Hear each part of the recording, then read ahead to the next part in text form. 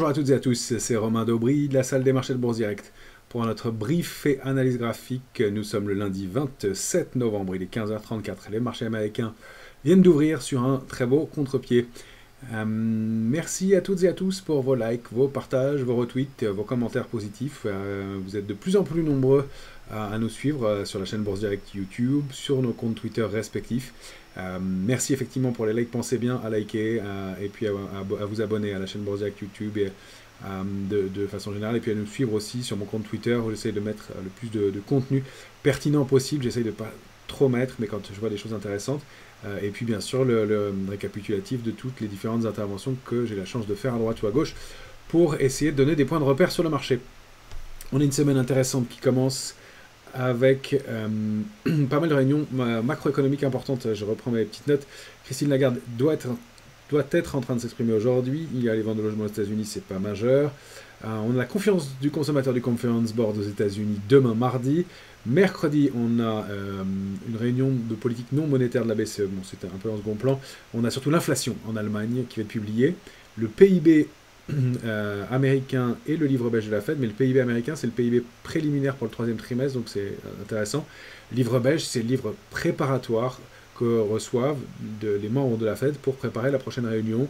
Donc c'est toujours intéressant de voir comment il se compose, ce qui est à l'intérieur. Ça peut déclencher des petits mouvements, c'est pas un moment majeur, mais ça peut être à surveiller. On aura les publications mercredi soir de Salesforce, qui est quand même un gros acteur américain.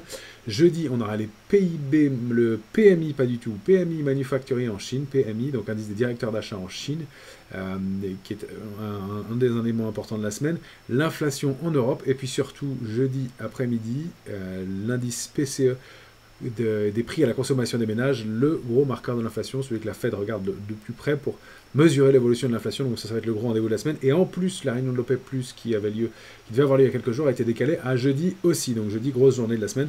Vendredi, PMI, donc indice des directeurs d'achat en Europe, France, Allemagne et dans la zone euro, et donc directeur d'achat aussi. Donc des PMI, on rappelle que ce sont des indices des directeurs d'achat, c'est un sondage qui est fait auprès de directeurs d'achat, c'est donc un indicateur avancé sur la santé de l'économie, théoriquement.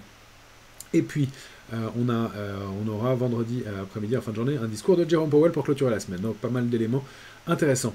Du côté des marchés dérivés, pas de changement sur la position ouverte, j'en parle même pas parce qu'il n'y a vraiment rien. Donc, pas de pression baissière, mais pas de soutien acheteur non plus, ou très très timide.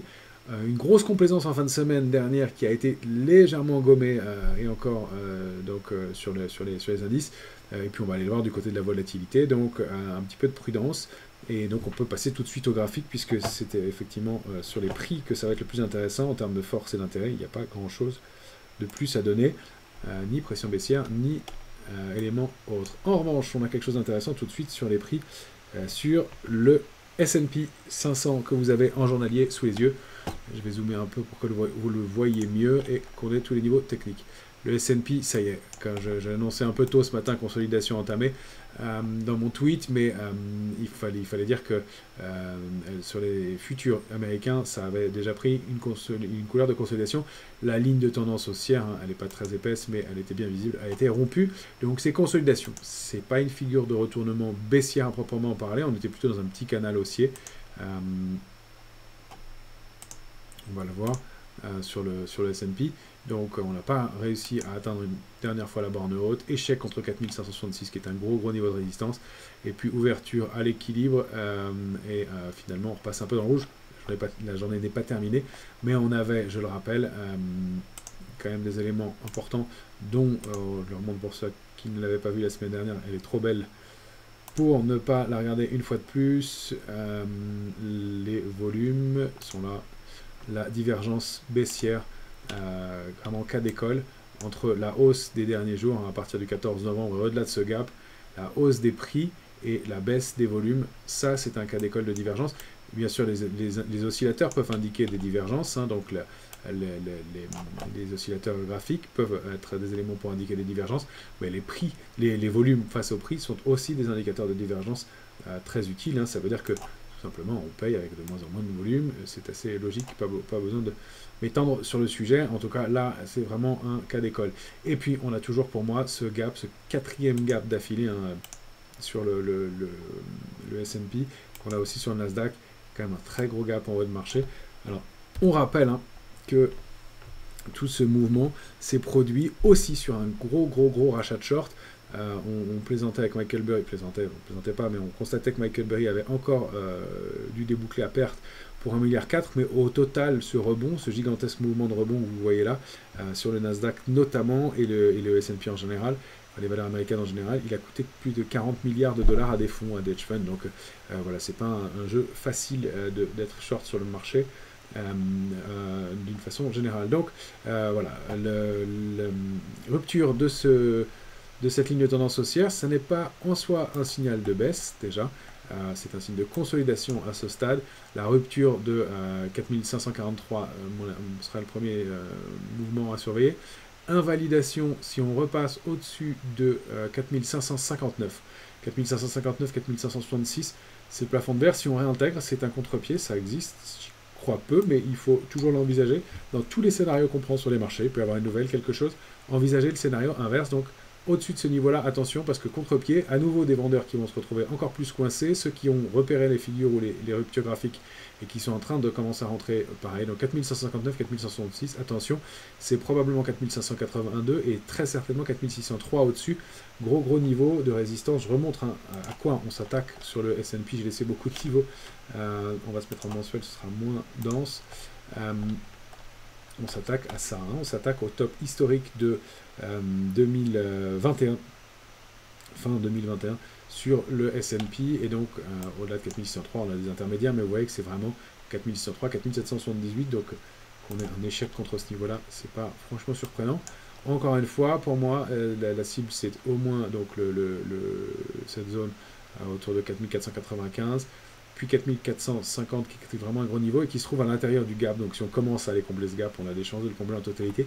4415, ce serait normal et sain que l'indice consolide de 3%, et c'est pas de 80% par rapport au cours actuel, pour aller pourquoi pas retester cette oblique baissière et aller former ce qu'on appelle un throwback, aller se réappuyer dessus pour ouvrir une voie à une hausse qui en revanche à moyen long terme, je redézoome une fois très nettement, me paraît importante.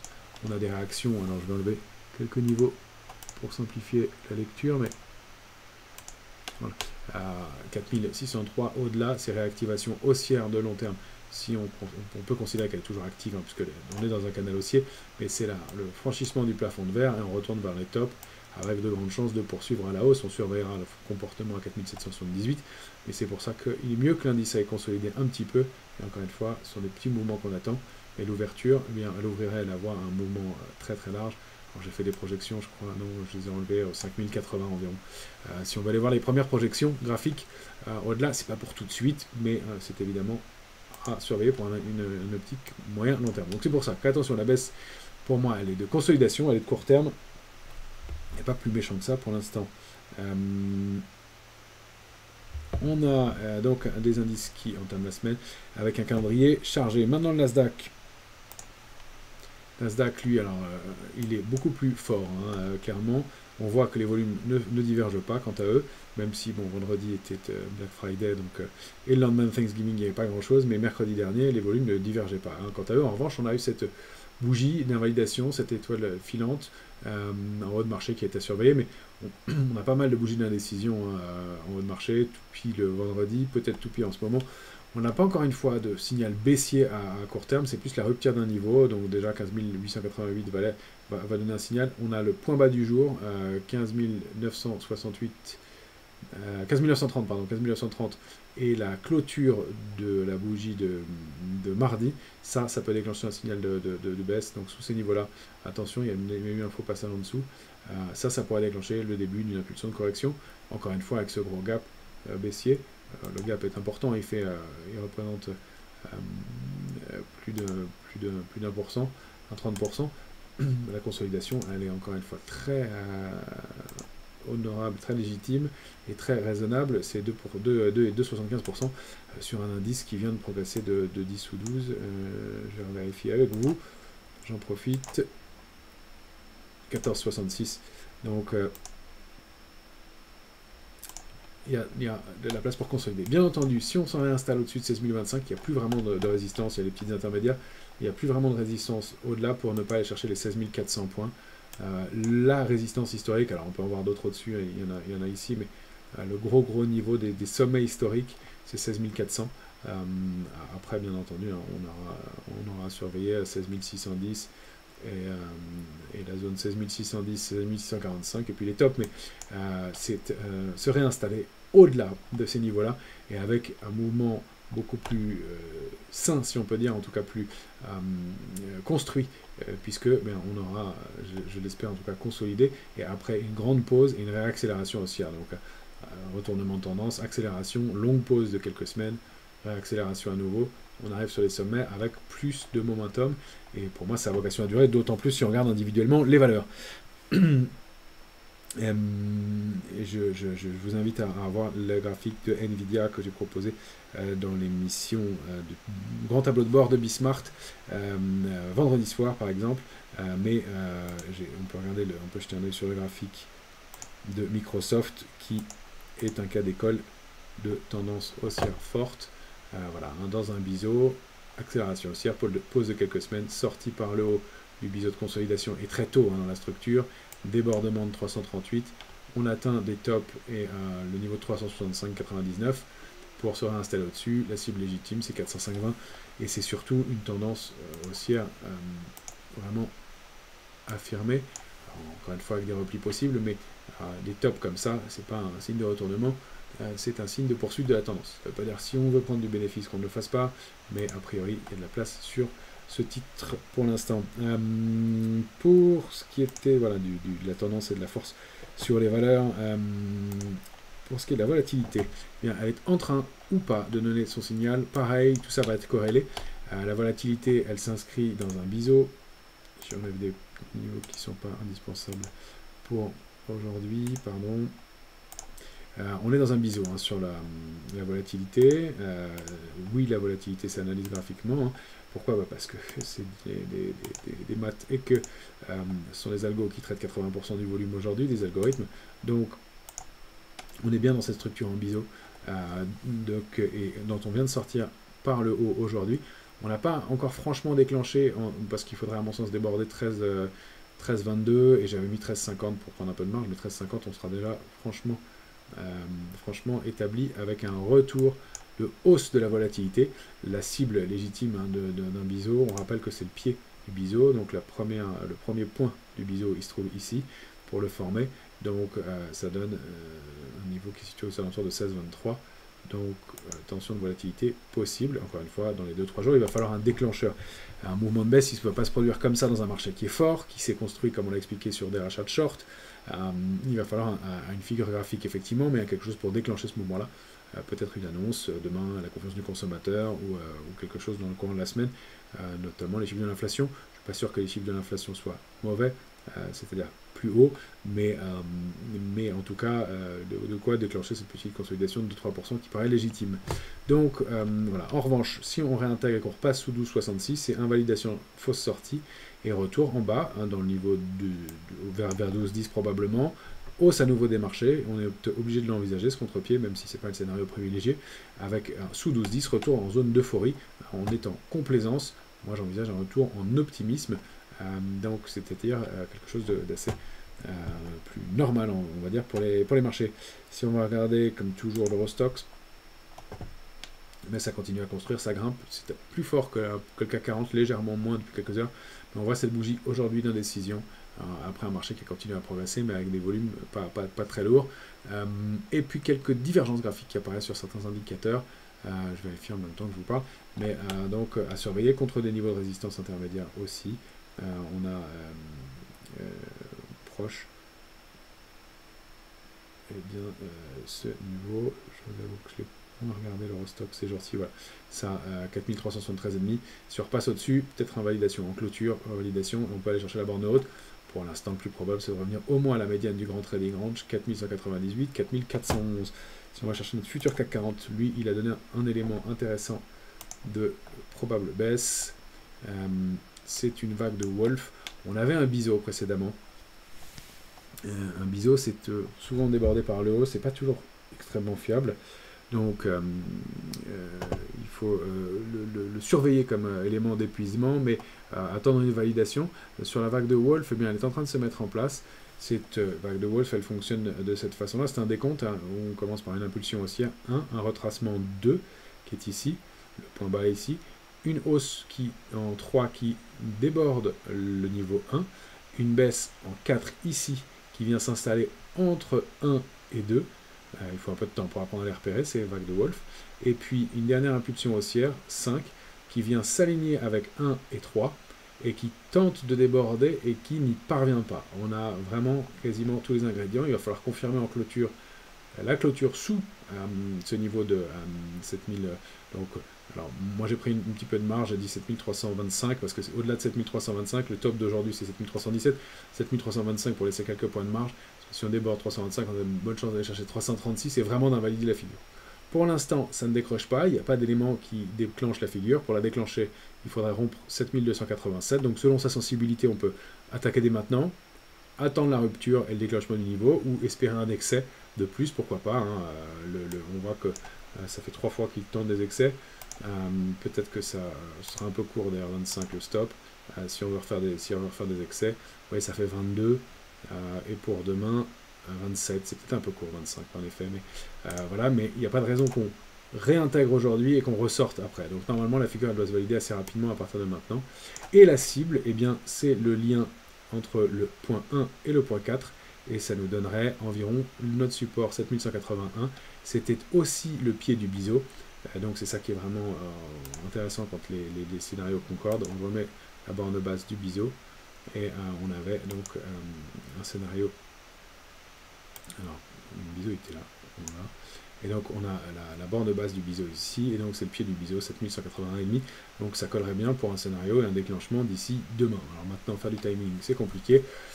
En tout cas, jusqu'à jeudi, la figure est valable. Si on accumulait trop en partie haute, bien, les oscillateurs se détendraient, le mouvement de baisse eh bien, gagnerait en temps, et donc il y aurait un risque, une possible invalidation de cette vague de Wolf, et une sortie par l'eau, ça existe aussi.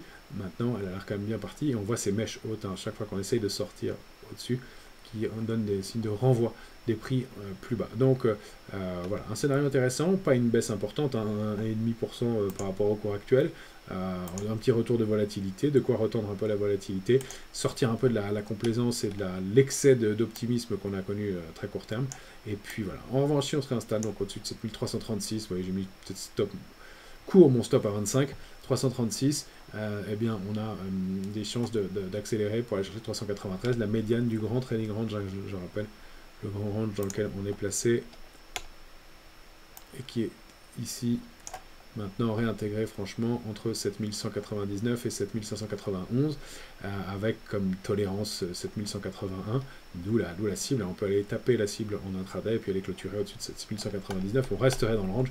Même si on clôture une séance, voire deux en dessous, on n'invalide pas tout. On peut même, compte tenu du retracement qu'on attend sur les indices américains de 2-3%, eh bien avoir un petit touchdown un peu plus bas, et pourquoi pas aller chercher 2,5 sur le CAC 40 et chercher jusqu'à 113. Sous 7113, c'est pas la même chose, on invalide vraiment l'entrée, la retour dans ce trading range, hein, 7199, et on passe à autre chose, c'est vraiment une invalidation d'un mouvement, donc un peu plus de prudence. Pour l'instant, c'est pas le cas, on est dans cette situation d'attente contre ces niveaux. Déclenchement 7287, renforcé 7250 et demi. Voilà, je voulais vous montrer quelques valeurs, évidemment il y en a moins dans ce contexte, mais il y a une configuration qu'on avait évoquée qui se confirme et qui est vraiment un gros mouvement qui se met en place à mon sens sur Eurofins scientifique. Eurofins, si on la regarde en journalier, on a bien cette structure en épaule, tête, épaule inversée, avec donc comme cible eh bien, la taille de la figure, qui est ici, la ligne de cou est là, je la mets en plus gras. On m'a dit que j'allais parfois un peu vite sur les figures, donc pour vous laisser le temps de bien les voir, je regarde s'il y a une symétrie, toujours c'est pas mal, là pas vraiment, on l'a débordé, sauf qu'on ressort de l'épaule droite avec un peu plus de volume, et ça c'est important aussi. On a ces mèches de rejet que je n'aimais pas trop, mais force est de constater qu'on est en train de s'y attaquer à nouveau, on les déborde dans des volumes qui ne sont pas énormes, mais on déborde ces mèches-là, et donc c'était bien probablement un throwback pour aller s'appuyer sur la ligne de coup et aller chercher la cible idéale qui est donc située à 59,66 et comme souvent 59,66 si on va regarder le graphique en dézoomant en hebdomadaire 59,66 et ça correspond au niveau de résistance. Le prochain gros niveau de résistance ce sera les 58,96. 59,66 ce sera un petit peu au-dessus en effet, mais on a cette zone là qui va être la zone cible et probablement aussi ce niveau de ligne de tendance baissière qui sera un niveau de réactivation de long terme. Donc quelque chose qui se met en place, encore une fois, avec sur fond de retracement possible sur l'indice CAC 40, donc pas d'urgence à rentrer sur les titres, un retour vers 53,06 peut être un bon point d'entrée, quand même des niveaux qu'on a vu la semaine dernière, même pourquoi pas un peu plus bas, tant qu'on est même à 52,70, tant qu'on est au-dessus de cette ligne de coupe, même si un deuxième pullback, sauf s'il se fait avec des throwbacks, sauf s'il se fait avec des gros volumes, ça reste un mouvement intéressant. Donc voilà, un titre qui se retourne pas mal. Alors, on a choisi de rentrer aujourd'hui sur De Richebourg. Alors De Richebourg, c'est une figure de retournement aussi en épaule tête épaule qui se met en place. Là, je l'ai mieux préparé pour vous. Donc on a l'épaule ici, la tête là, la deuxième épaule ici. On est sorti vendredi avec du volume en plus cette fois-ci, franchement. L'accélération haussière aujourd'hui a invalidé un peu vite, donc moi j'ai payé un peu à la volée. J'ai eu un peu tort de payer à la volée parce que je m'attends à un retracement. Maintenant, c'est un ratio risque-rendement qui reste intéressant, et une configuration qui est vraiment bonne, d'autant plus que le volume soutient le mouvement, franchement. Donc on a un point d'entrée qui est valable encore avec un risque de 3% maximum. On serait prudent sous 4,62. Le stop, je l'ai mis sous 4,49. Mais on a un ratio intéressant avec une quinzaine de pourcents de gains pour viser 528 précisément. Encore une fois, un mouvement, et pour l'instant, un mouvement qui colle bien avec le reste du marché. Il faut dire que je vais vous montrer moins de valeurs aujourd'hui parce qu'il y a plein de valeurs qui ont des configurations comme ça, qui ont formé des figures de retournement haussière qui sont intéressantes, mais qui vont devoir reconstruire. Et donc on a une configuration où c'est pas le marché qui va baisser, mais la consolidation qu'on voit sur le CAC 40, elle se traduit très bien par un mouvement de throwback qu'on voit sur des valeurs comme on l'a ici sur De Richebourg, par exemple. Donc pour l'instant, c'est un marché assez harmonieux. On verra si les scénarios se mettent en place comme on le souhaite. Évidemment, c'est pas toujours comme on le veut, mais qui est intéressant. Un titre que je voulais vous montrer, parce qu'il a une configuration pas mal, pas liquide, attention, soyez prudents. Et puis, vous voyez, on a bien fait de ne pas le payer avant. Il évolue sous une ligne de tendance baissière. J'y voyais une éventuelle épaule, tête, épaule inversée, mais on a décidé de ne pas le payer tant qu'il n'avait pas dépassé la ligne de coup. C'est un titre sur lequel on a intervenu pas mal de fois à titre dynamique. Pas très liquide et il y a très peu de volume sur le titre en ce moment, donc un peu méfiance, mais il faudra repasser donc le niveau de 6,20 pour constater une accélération, d'autant plus que c'est un secteur qui a pas mal souffert en ce moment, les secteurs des paiements, mais lui avait surperformé par rapport aux autres dans les mauvais moments, donc à surveiller, et le débordement de 6,18 pourrait donner un petit signal d'achat. C'est moins bien que ce matin quand je l'ai regardé, donc vous voyez, toujours intéressant de voir si on attaque dans l'épaule ou si on attaque sur confirmation du signal. Ça dépend des préférences et de la passivité de chacun. Deux autres actifs que je vais vous montrer qui se comportent très bien, qui font partie de nos allocations importantes, c'est l'or et l'argent. L'or qui forme des nouveaux plus hauts récents, des niveaux qu'on n'a pas vu depuis le mois de mai, juin dernier, mai maintenant, donc aux alentours de 2012. Pour moi, c'est un gros signal qui se met en place ici. On avait une accumulation de 2020 maintenant dans un très large trading range. Je vais même dézoomer en mensuel. 2 mois c'est beaucoup, en mensuel. Voilà. Voilà ici. Trading range, oui, je l'écris, mais je l'ai supprimé pour des questions d'affichage. On avait ce trading range, donc situé entre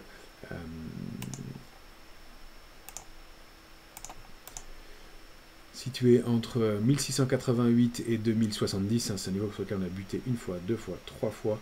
Là, on y revient sans être allé chercher la borne basse du trading range. On s'est arrêté sur la médiane du range à 1814, on rebondit, on réattaque ce niveau. Alors, on a des volumes qui sont intéressants il y a quelques jours. On sait qu'il y a eu beaucoup d'accumulation par le gouvernement aussi sur l'or depuis quelques mois. On réattaque ce niveau, on est sorti d'une zone de congestion assez franchement. Et donc, on s'attaque là en hebdomadaire à nouveau cette zone 2070-1977. Alors, il y a des intermédiaires, bien sûr.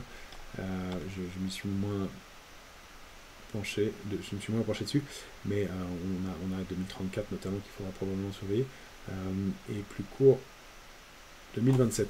Mais voilà, quelque chose de fort qui se met en place. Et l'or, sur lequel voilà, il y a toujours des éléments à surveiller, et bien l'argent est aussi en train de former une figure de retournement haussière, alors, qui était un peu compliquée parce qu'elle a fait une épaule droite un peu tordue. On a été, nous, malheureusement, en stratégie pour être transparent, stoppé ici, parce qu'on était allé vraiment sous la deuxième partie de l'épaule droite, et depuis, ça n'a fait que rebondir avec un throwback et une poursuite haussière. Les volumes ne sont pas énormes dans le départ, et là, maintenant, ils accélèrent. Donc ça, c'est plutôt pas mal. Alors, il y a un peu plus de volume depuis quelques heures. La cible, c'est 26,68 avec ce gros niveau, cette oblique baissière en noir, qui est le canal baissier au sein duquel l'argent évolue depuis maintenant 2020. Donc c'est un gros niveau à franchir. S'il le passe, on rappelle que ça aura un potentiel aussi hyper important. On a des niveaux jusqu'à 34,78 et même plus si on veut regarder l'argent en très long terme. Voilà les cibles sur l'argent. Et moi, j'y vois effectivement cette figure de retournement en épaule, tête et épaule inversée, avec au débordement de cette ligne de coup, donc un potentiel haussier vraiment significatif. On rappelle que c'est un métal qui est indispensable dans la transition énergétique, utilisé dans l'éolien, utilisé dans les batteries, utilisé dans le photovoltaïque, donc, et qui apparemment est utilisé 5 fois moins que pour les préconisations des plus grands organismes pour la transition énergétique. Donc c'est Benjamin Louvet qui l'explique mieux que moi, et donc je lui fais confiance, et je vois effectivement que c'est un actif qui, même s'il est très volatile à travailler, est systématiquement payé sur repli. Voilà ce que je voulais vous montrer pour aujourd'hui. Sur les différents actifs, donc plutôt prudent sur les indices à très court terme, semaine probablement volatile à nouveau, compte tenu des éléments qu'on va attendre. Alors volatile, on a 100-150 points de retracement à attendre sur le CAC 40, 1,5%, donc une centaine de points. Ce pas des mouvements très violents qu'on attend non plus. Le marché a l'air bien orienté à la hausse, il n'a pas l'air de vouloir beaucoup retracer. On sait quand des vendeurs ont été coincés, eh bien, il a du mal à consolider, c'est ce qui se met en place, c'est ce qu'on avait pressenti depuis quelques semaines maintenant. Maintenant, il peut y avoir un petit déclencheur pour un mouvement de repli, et ce sera pour essayer de trouver des stratégies à l'achat. Excellente semaine à toutes et à tous, et on se retrouve tout au long de la semaine sur les différents médias.